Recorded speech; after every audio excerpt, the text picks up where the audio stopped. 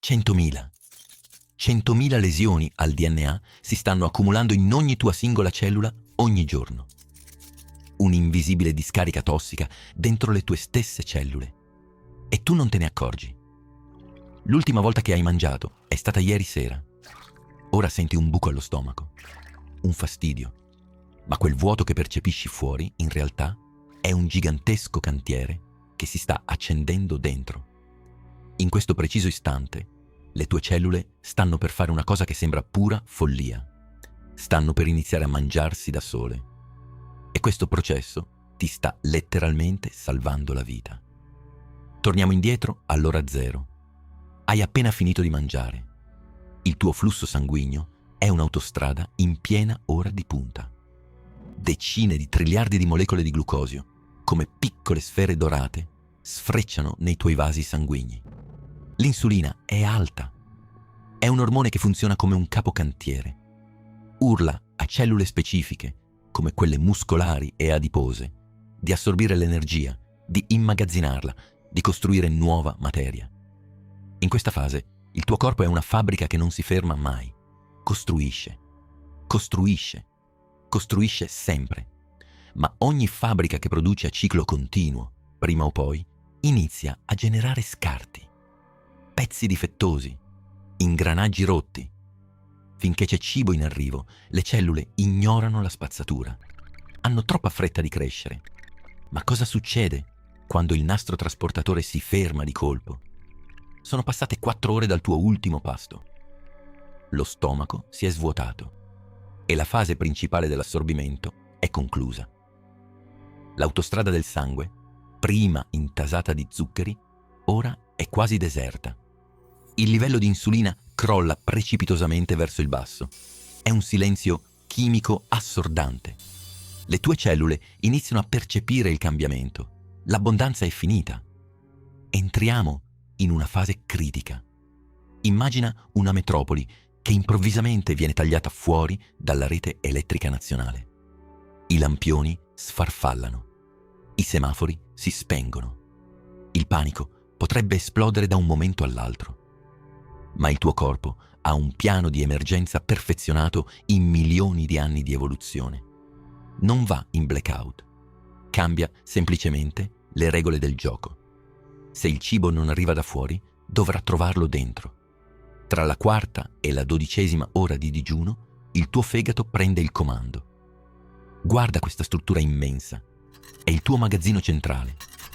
Al suo interno ci sono milioni di catene ramificate chiamate glicogeno.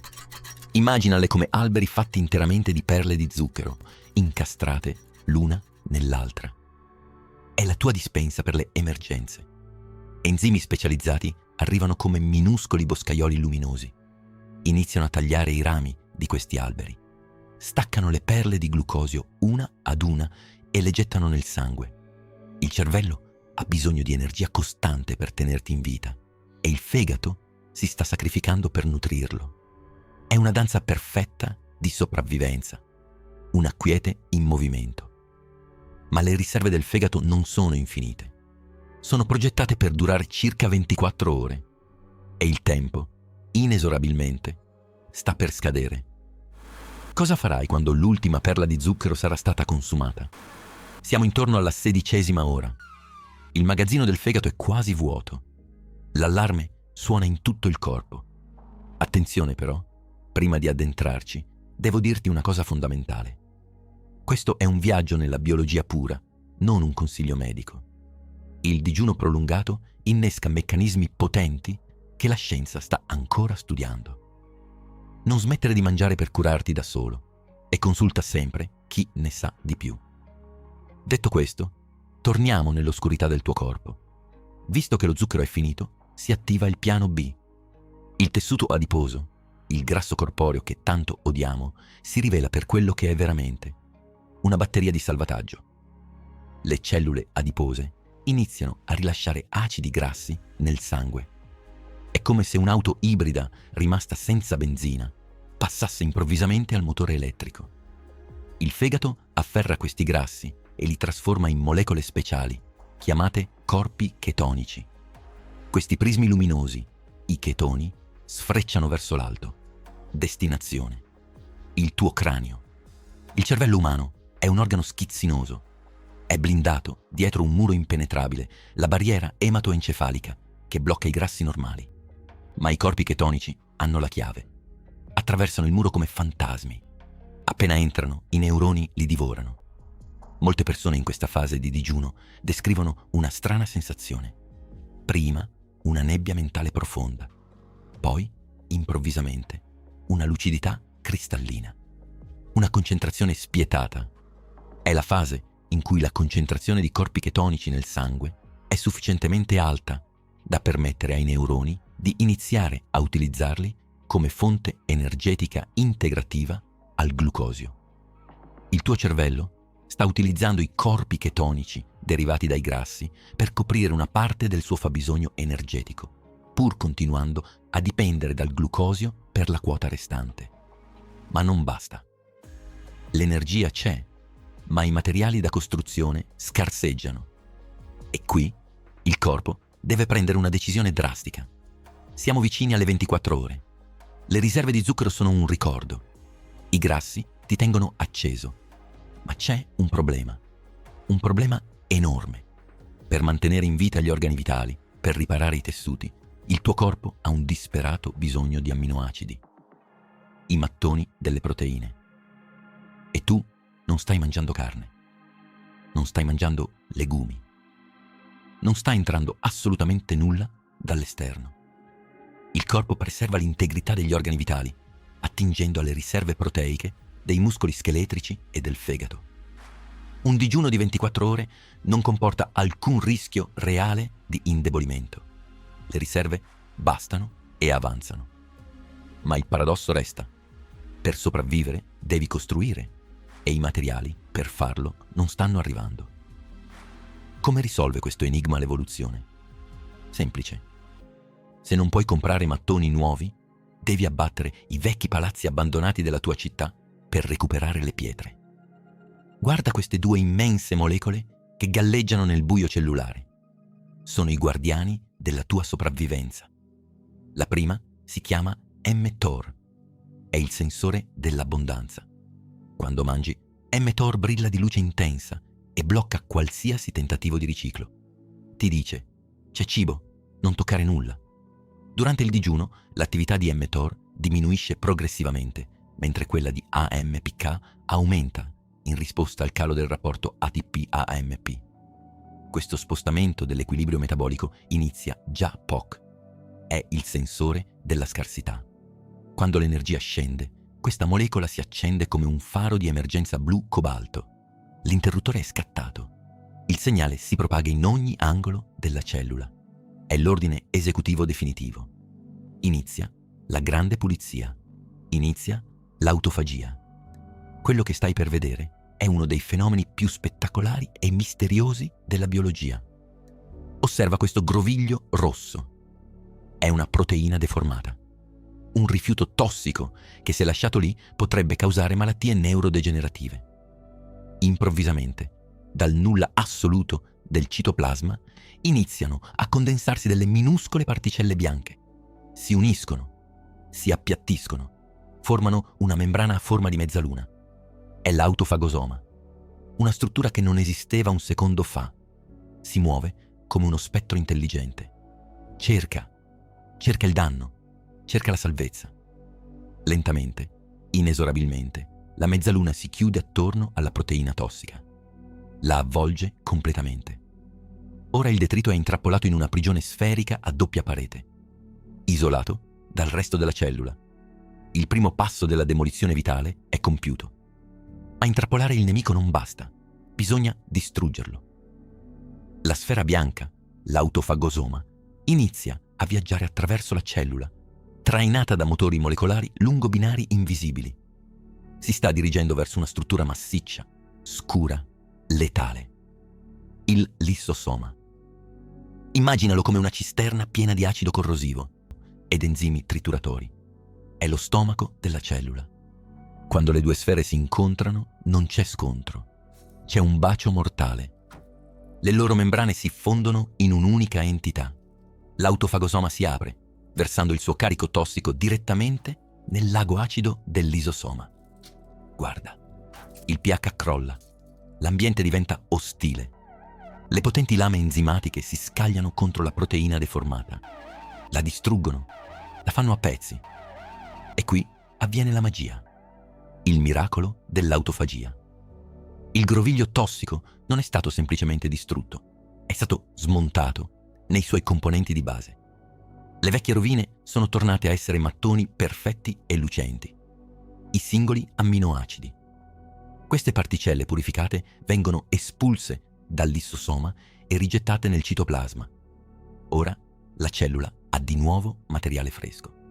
Può costruire nuove proteine sane, può generare energia. Il rifiuto che rischiava di ucciderti è diventato il carburante che ti permette di continuare a respirare. Un vuoto nutriente, una fame saziante. Se sei ancora qui, ad ascoltare nel buio, è perché una parte di te voleva sapere cosa succede davvero sotto la tua pelle. Stai guardando l'intelligenza più antica del mondo al lavoro. Questo processo non accade una volta sola. Mentre digiuni, milioni di autofagosomi si formano in ogni singola cellula del tuo fegato, dei tuoi muscoli, del tuo cervello. Digeriscono vecchi mitocondri difettosi che disperdevano radicali liberi. Fanno a pezzi virus e batteri nascosti. Eliminano le placche che invecchiano i neuroni. È un'operazione di pulizia profonda che il tuo corpo non ha quasi mai il tempo di fare. Perché nella vita moderna mangiamo in continuazione. Dal momento in cui ci svegliamo a prima di dormire, teniamo l'interruttore dell'abbondanza sempre acceso. Il cantiere del riciclo resta chiuso. Fermati un secondo. Pensi davvero che questo meccanismo sia un caso? Che la natura abbia inventato una macchina così complessa solo per farti un favore quando salti la cena? No. C'è una ragione molto più brutale. 300.000 anni fa. I tuoi antenati camminano in una savana arida. Non ci sono supermercati. Non ci sono frigoriferi. Il cibo non è un diritto, è una rarità. Potevano passare giorni, a volte settimane, tra una caccia fortunata e l'altra. Se il corpo umano non avesse avuto un modo per riciclare se stesso durante quei periodi di fame estrema, la nostra specie si sarebbe estinta quasi subito. L'autofagia non è una moda del fitness. È il motivo per cui sei seduto qui oggi. È un meccanismo così antico e fondamentale che lo condividiamo con quasi tutte le forme di vita sulla Terra, dai topi ai vermi fino ai lieviti. Ed è proprio studiando un umile lievito da panettiere che l'umanità ha finalmente svelato questo segreto. Anno 2016. Il biologo giapponese Yoshinori Ohsumi vince il premio Nobel per la medicina. Il motivo? Aver capito esattamente quali geni e quali interruttori accendono l'autofagia. Ohsumi ha affamato le cellule di lievito al microscopio e ha guardato mentre formavano gli autofagosomi. Ha dimostrato che questo riciclo è essenziale per difendersi dalle malattie, per adattarsi allo stress, per ritardare l'invecchiamento. Ma qui devo essere brutalmente onesto con te. La scienza richiede precisione. Molti ti diranno che l'autofagia scatta esattamente alla 16ª ora o alla 24ª. La verità? Non lo sappiamo con certezza. Nell'uomo, a differenza dei topi, non possiamo prelevare organi per misurare l'autofagia in tempo reale. Sappiamo che il digiuno la stimola enormemente, ma è un'onda che sale, non un interruttore che fa click in un minuto esatto. Nonostante i limiti delle nostre misurazioni, una cosa è chiara come il sole. Quando l'autofagia si guasta, il corpo invecchia più in fretta. I detriti si accumulano. Le cellule soffocano nella loro stessa spazzatura. Malattie come il Parkinson o l'Alzheimer sono intimamente legate a un fallimento di questo sistema di smaltimento. Quando invece lasciamo al corpo il tempo di affamarsi, di attivare l'allarme, di pulire i pavimenti, le cellule letteralmente ringiovaniscono, ripristinano la loro efficienza. La fame che senti nello stomaco non è una punizione. È il rumore del tuo corpo che si ripara. È il prezzo da pagare per accedere a un'officina biologica che lavora solo a luci spente. Ogni cellula del tuo corpo porta la memoria di milioni di anni di fame, di inverni spietati, di deserti infiniti. Sei il risultato finale di innumerevoli generazioni che sono sopravvissute proprio perché sapevano consumare se stesse, per non morire. La tua sopravvivenza non nasce dall'abbondanza, ma dal vuoto. E questa era l'autofagia. Questo è Renderium. Io sono la voce dell'invisibile. Ci vediamo nel prossimo viaggio. Qui dentro, il buio del tuo corpo è la luce più brillante che esista. Se credi che queste cose debbano essere viste da più persone, iscriviti al canale. Ogni iscrizione è una voce in più per la scienza, per la meraviglia, per chi ancora non sa che la realtà è così. Aiutami a mostrarglielo.